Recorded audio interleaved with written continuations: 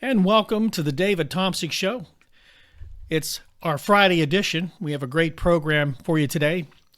And again, this program, like just about everyone, the information you're going to receive, you just can't make up. This is stuff that you only see in fantasy novels, television, and movies, but it's here.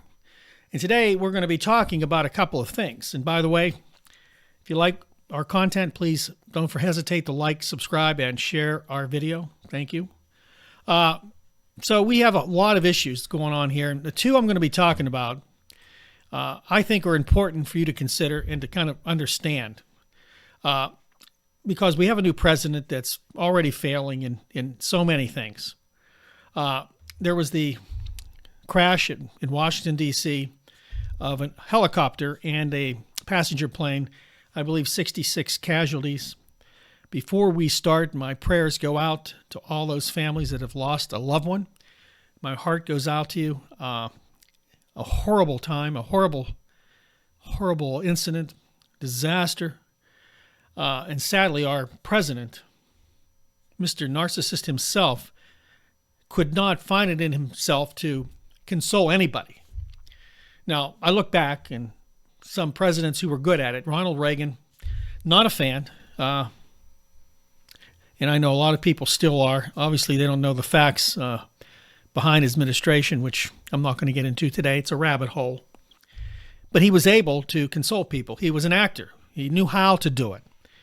You had President Barack Obama, a spokesman like no other, was able to relate to people, was able to comfort people. And, then we get Donald Trump, narcissist in chief, misogynist, racist, bigot. Go down the list of things that this guy touts, really.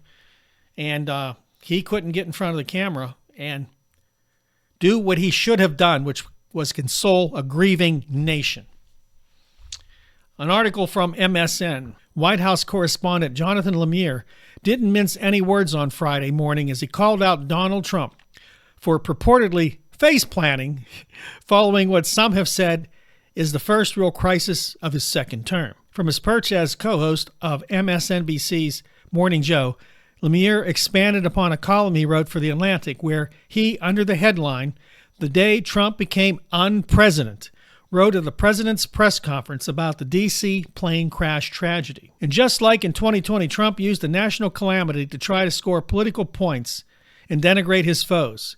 14 hours after a mid-air collision between an American airline jet and a military helicopter outside of Washington last night, the first crisis of the young administration, a moment to console a stunned and grieving nation, Trump repeatedly implied that the crash was the fault of his Democratic predecessors and of DEI policies. For those of you that really believe it was Joe Biden's fault and the fault of DEI are losing your minds. Right off the bat, this should never play a part in any crisis. The bottom line is Donald Trump will take advantage of any crisis to gain points for himself, to push blame on somebody else. As far as I know, Joe Biden's no longer president. As far as I know, it's Donald Trump also to blame in a big way. He started cutting grants and federal monies. The FAA was one of those cuts, was one of those that didn't get the money they needed. There was issues all along this line. But why in the world would you bring it up now? Why in the world would you tell a grieving nation it's somebody else's fault? Because you're a freaking narcissist pig. I digress. FAA report on D.C. plane crashes out, and it's an indictment of Trump. A preliminary report on Wednesday night's plane and helicopter collision near Washington, D.C. contradicts Donald Trump's favorite DEI scapegoat. An internal report from the Federal Aviation Administration found that in reality, the tower staffing at Ronald Reagan National Airport was not normal for the time of day and the volume of traffic. According to the New York Times, there was only one air traffic controller to handle both helicopters and planes in the airport's vicinity, a job usually assigned to two people. Now, unless Joe Biden was assigning people there, I don't think Joe Biden had any issues with it. It wasn't him. DEI, there's no evidence that played any role in anything. except in the mind of Donald Trump and his supporters. Now, if Donald Trump blamed aliens from Mars, his supporters would say, yeah, that's right, it was aliens. The aliens did it. And then all of a sudden there would be all this information from the fascist news network over at Fox. There would be crazy information from Mark Levin and all the people in the right-wing radio nutbag world.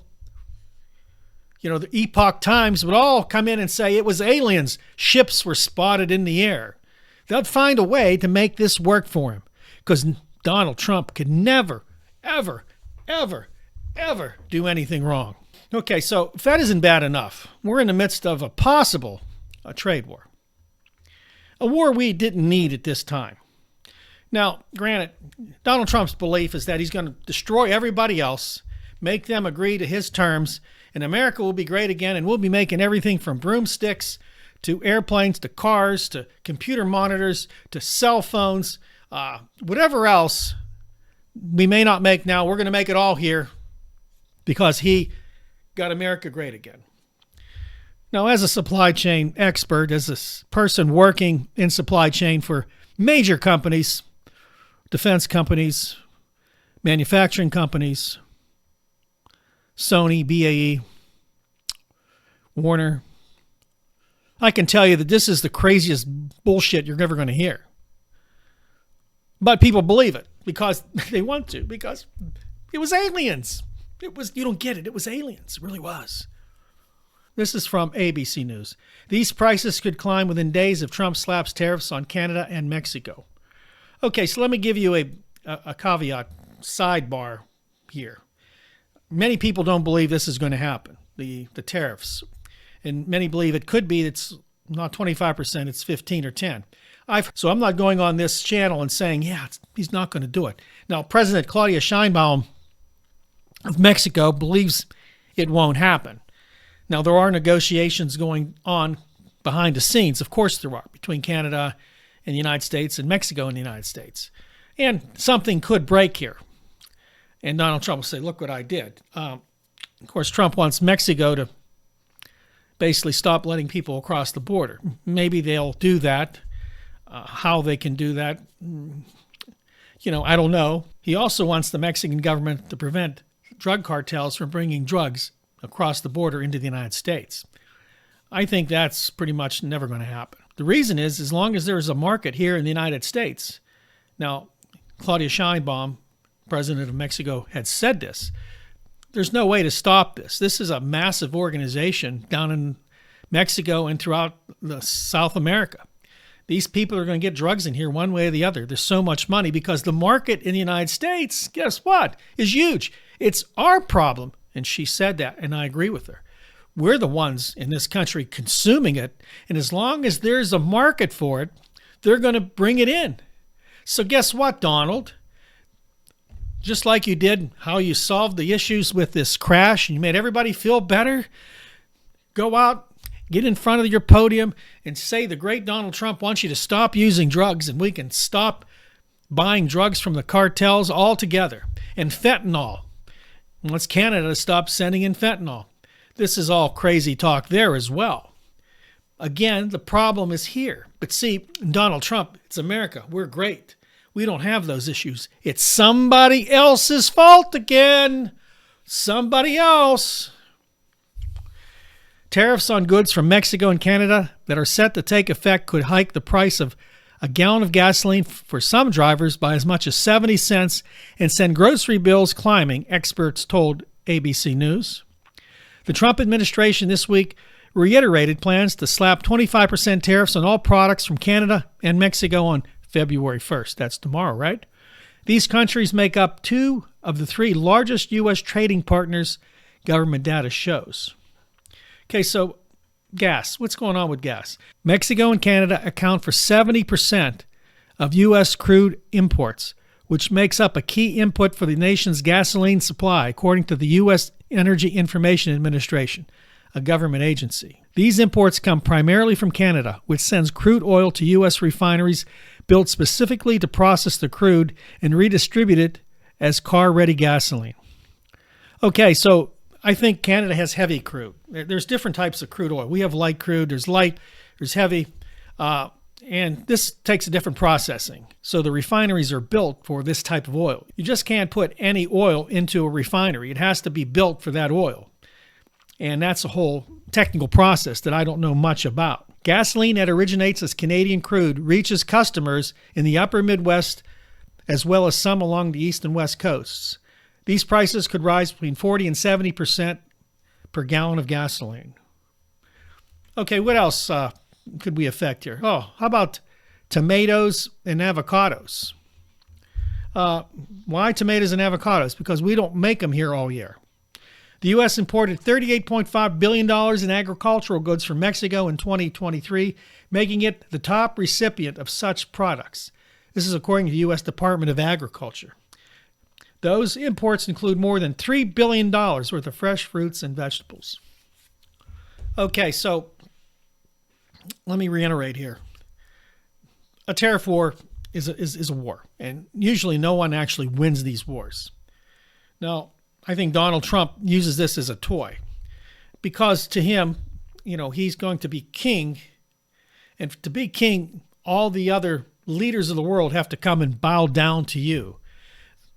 You're going to strike fear into them.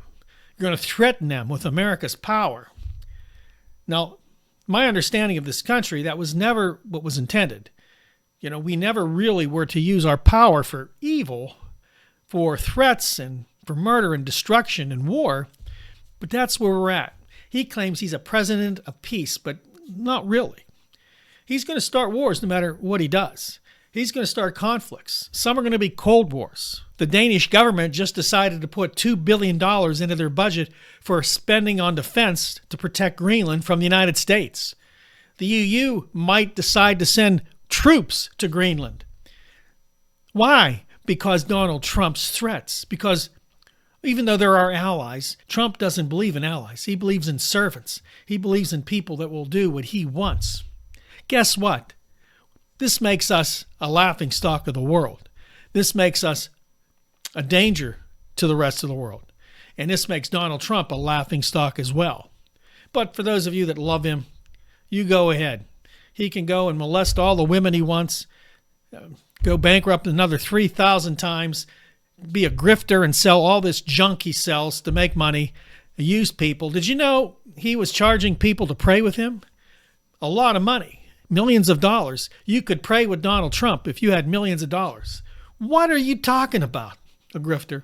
That's what we're talking about. For those of you that lost loved ones in the plane crash, our heart goes out to you here from the David Tomsic Show and from everybody here at the Tomsic Analysis. We'll pray, and I pray that God comforts you. Even though you're not going to hear it from your president, there are people that do care for you in this country. God bless you. Yesterday, I said that we're going to start a revolution, not a violent one. We're going to start a revolution against tyranny, against hatred and bigotry, against those coming against our freedoms. And I ask you out there to join me. Those of you that want to join, please let me know in the comment section below. Say, David, I want to join. We want to build an army of people to back us in this revolution. And I want to be able to go to other like-minded YouTube platforms and have them join us as well. To build an army that when election day comes, we can find people that will back us, that will be against tyranny and hatred and bigotry and racism, that will be against war, that will be for taxing rich people and let them pay their fair share. We want to support those people. We want to support freedom and not a fascist government. Listen, that's all the time I have. Don't forget to like, subscribe, and share this video. And again, God bless you, and we'll see you next time right here on the David Tomsic Show. Join the revolution. It's the right thing to do.